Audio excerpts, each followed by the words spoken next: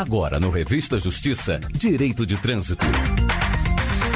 E no Direito de Trânsito, vamos falar sobre um dos incidentes de resolução de demandas repetitivas, o IRDR, que está em julgamento no Tribunal Regional Federal da 4ª Região, com sede em Porto Alegre, no Rio Grande do Sul, e que poderá impor uma alteração no processo administrativo de trânsito aos estados da região Sul e, quem sabe, até repercutir em todo o país mais para frente. Esse processo implicará na necessidade dos órgãos de trânsitos federais, DENIT e Polícia Rodoviária Federal, expedirem a notificação de imposição de penalidade, aquela que cobra o valor da multa, tanto para o proprietário como para o condutor, quando não se tratarem da mesma pessoa. Já houve um voto do relator acolhendo essa tese e, após o pedido de vista, o processo foi colocado nessa sessão virtual. Para explicar sobre esse julgamento, nós vamos conversar com a advogada especialista em Direito de Trânsito, doutora Roxane Ponzi. Doutora Roxane, seja bem-vinda à Rádio Justiça. Um bom dia, obrigado. Bom dia, Arthur. Bom dia aos ouvintes da Rádio Justiça e esse programa tão importante que fala justamente de direito de trânsito, que é uma área que atinge a todos, né? Independente se você é um condutor ou se você é pedestre, é ciclista, enfim, você está envolvido aí nesse cenário que é do trânsito. E aqui, especificamente, esse assunto que a gente vai falar hoje, ele diz respeito a uma intervenção, né, que o judiciário fará no procedimento que envolve a cientificação dos condutores, dos proprietários, que venham a cometer alguma infração de trânsito e que precisam ser cientificados dessa acusação para que exerçam de forma plena o seu direito de defesa. Esse IRDR, ele inicia, né, na cidade de Erechim e acaba sendo pautado, né, pelo Tribunal Regional Federal da 4ª Região, justamente para dirimir decisões que estavam sendo contraditórias, né, nesse tribunal aqui da 4ª Região. E para a felicidade, dá para se dizer assim, dos condutores, e acredito e me filio nesse mesmo entendimento, o voto do relator foi no sentido de que há uma necessidade, sim, de se expedir a notificação de imposição de penalidade, que é aquela segunda notificação que a gente recebe quando é autuado, que seja encaminhado para todos aqueles que são legitimados para recorrer, ou seja, todos aqueles que têm interesse em recorrer, que são o proprietário e o condutor. Só que isso não é um problema quando o proprietário é a mesma pessoa que o condutor, porque no momento que ele recebe aquela notificação, ele vai exercer o direito de defesa dele, tanto na condição de proprietário como de condutor. O problema acontece quando o condutor não é a mesma pessoa que o proprietário. Então, vamos imaginar a situação hipotética. Está lá a Roxane dirigindo o carro do Arthur, né? E aí ela é parada na via, ela recebe uma autuação, por exemplo, por dirigir sob influência de álcool, que é uma infração que, inclusive, gera a possibilidade de suspensão do direito de dirigir, né? E aí, quem que vai receber essas notificações no sistema atual? Apenas o Arthur. A Roxane, apesar de ser interessada em se defender nesse processo, ela não recebe essas notificações e acaba ficando alijada do processo administrativo. E aí, ao final, ela vai ter lá as implicações, né, na sua própria CNH, seja de pontos, seja de eventuais processos de suspensão, especialmente agora, né, com a última alteração do Código de Trânsito, em que o processo, né, de suspensão ele vai correr, né, especialmente, né, no caso, por exemplo, da Polícia Rodoviária Federal, que já está vigente, ele corre no mesmo procedimento de aplicação de multa. Então, esse tipo de inovação, dá para se dizer que o Poder Judiciário trará a esse processo administrativo, ele é extremamente benéfico. Por quê? Porque ele só vai corroborar princípios constitucionais, ou seja, todo cidadão há o direito, né, de exercer livremente o contraditório e a ampla defesa. Então, o processo ele já teve o primeiro voto, houve um pedido de vista, e esse pedido de vista agora foi pautado novamente para julgamento, e a sessão de julgamento virtual, que é aquela sessão de julgamento diferido, ou seja, que ocorre em vários dias, ela termina no dia 12. Né? Então, estamos muito próximos aí de ter alguma resolução sobre esse assunto. Obviamente, não é um processo que vai terminar aqui no Tribunal Regional da 4ª Região. Qualquer das partes que se sentir prejudicada provavelmente vai recorrer ao STJ, mas é um bom indicativo Arthur, no sentido de que as decisões do Poder Judiciário, né, especialmente quando elas têm essa força, né, mais abrangente, mais vinculante, elas estão no radar, né, de quem deve fazer a adequação do procedimento. E eu tenho absoluta certeza que o CONTRAN, especialmente agora, que está fazendo toda uma revisão, né, das resoluções que tratam do processo administrativo, ela vai estar atenta a essa decisão e talvez até já contemplar essa necessidade aí de notificação, tanto de proprietário quanto condutor. Doutora Roxane Ponzi, o que ocorreu para que esse processo começasse lá em Erechim, aí no Rio Grande do Sul? Qual era o problema, a falha?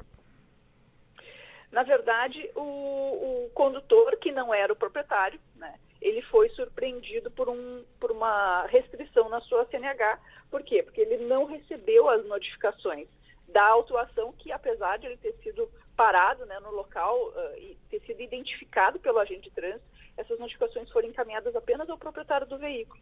E aí, quando ele ficou sabendo, já não havia mais prazo para fazer a sua defesa administrativa. Então, ele busca o Poder Judiciário justamente para isso, para tentar que o Judiciário aplique esses princípios constitucionais de contraditória e ampla defesa, porque ele também, né, ele comprova ali que ele é legitimado para isso, né, que ele tem o direito de se defender. E aí o IRDR acaba sendo suscitado pelo juiz de primeiro grau lá de Erechim, e aí vem todo o desdobramento, né, do incidente de demandas repetitivas, que é um instrumento razoavelmente recente, né, por conta das alterações aí que teve no Código de Processo Civil, o que é extremamente positivo, porque a ideia não é que o cidadão fique à mercê, né, com quem cai. E cai com o juiz tal, cai com o juiz fulano de tal. Não, a gente precisa ter uma uniformidade nas decisões judiciais, e o IRDR ele vem justamente nesse sentido, né, em contemplar um momento em que aqueles que pensam de forma diferente, eles possam ali chegar a alguma conclusão e isso ter força, né, de vincular os demais julgadores. Doutora Roxane Ponzi, no exemplo hipotético, o cidadão comprou o carro do outro, não transferiu. Um outro exemplo, o pai compra um carro para o filho e esses exemplos as pessoas acabam sendo multadas no decorrer do tempo. O responsável é que vai arcar se continuar desta maneira? A responsabilidade do proprietário continua a mesma, assim como a responsabilidade do condutor continua a mesma. Não vai mudar absolutamente nada em relação a isso. O proprietário continua tendo que pagar, né, os valores para poder licenciar, porque ele é o responsável a regularidade do veículo. E o condutor, por sua vez, ele vai responder por todos os atos que ele praticar na condução do veículo. Eu gosto de fazer uma comparação do proprietário do veículo como se ele fosse o responsável quando a gente fala de direito tributário. Tem o contribuinte e tem o responsável por recolher os valores, né, o tributo. Aqui é mais ou menos isso. Da mesma forma, o proprietário é como se fosse um responsável por recolher o valor da multa. Mas ele não pode sofrer, inclusive, as implicações daquela conduta específica que foi cometida no trânsito, exceto se for uma infração de proprietário, como, por exemplo, não licenciar ou que diga alguma coisa a respeito à manutenção do veículo. Essas são infrações, por exemplo, de proprietário. Mas todas as outras infrações que são de conduta, elas são aplicáveis ao condutor.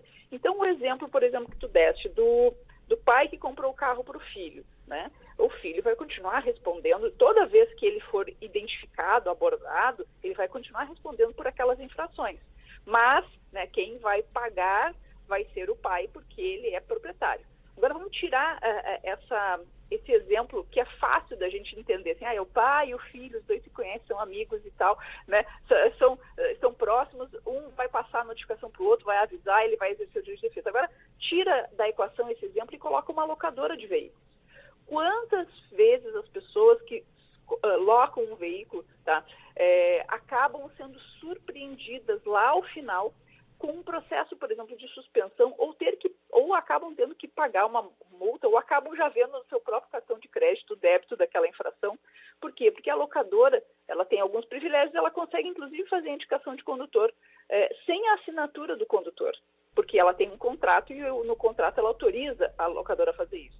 E aí imagina, mesmo quando a pessoa é abordada, qual é a justificativa do órgão de trânsito para ela não enviar as notificações para aquele cidadão? Ela tem o nome, ela tem o endereço, ela tem o número da carteira, porque ela identificou tudo isso no momento da abordagem.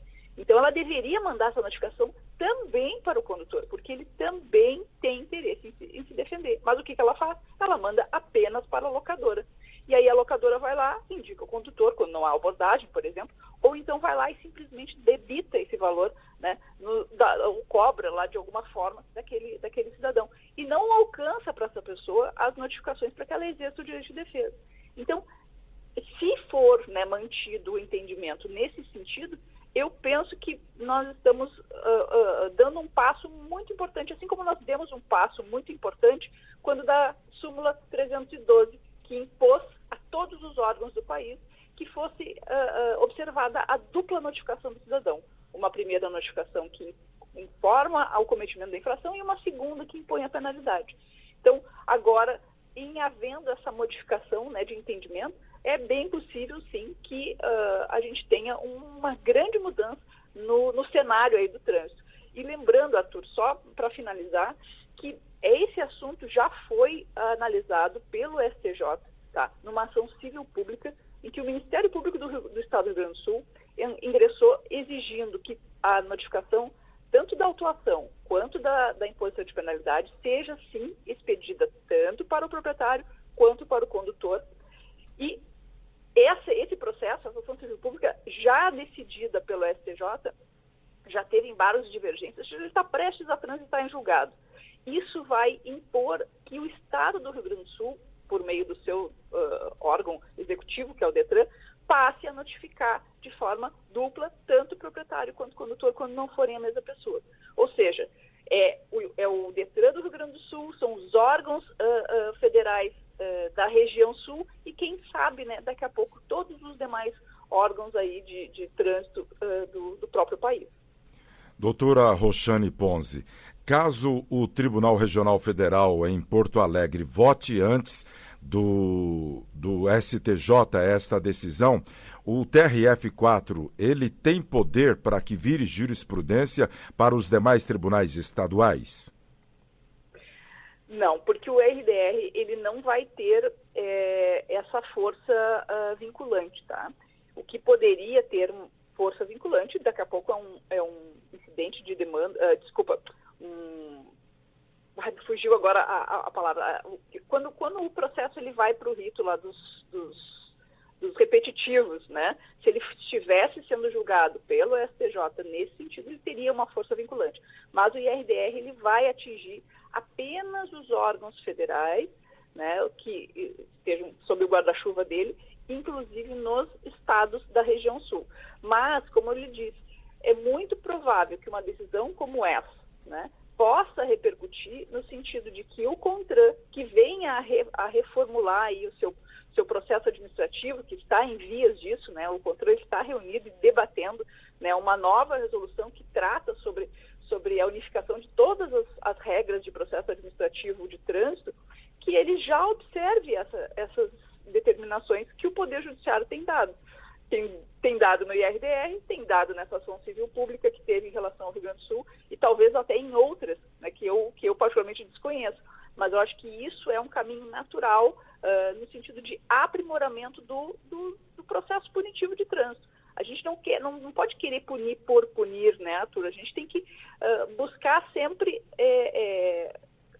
alcançar toda a transparência possível para que esse processo punitivo, né, ele realmente seja introjetado no cidadão. Porque senão ele vai continuar dizendo assim, indústria da multa, porque eu protocolo o recurso e eu só perco. Ou seja, quando ele começa a ver que o procedimento é transparente, é idôneo, entendeu? Que ele atende todos os princípios constitucionais, eu começo a demonstrar para o cidadão que aquela punição, ela é, sim, justa, né? E ela cumpre as regras do jogo. Muito bem. Nós conversamos com a advogada especialista em direito de trânsito, a doutora Roxane Ponzi, ela que fala a respeito do IRDR, Incidentes de Resolução de Demandas Repetitivas, que está sendo discutido lá no Tribunal Regional Federal da 4ª Região, com sede em Porto Alegre, no Rio Grande do Sul, a respeito daquela multa, daquele valor de multa, tanto para o proprietário como para o condutor do veículo. Doutora Roxane Ponzi, muito obrigado por nos informar sobre um assunto tão importante e que vai dar um impacto aí na região. Um bom dia, senhora, muito obrigado. Muito obrigado, Arthur, e um bom dia a todos os ouvintes aí da Revista Justiça.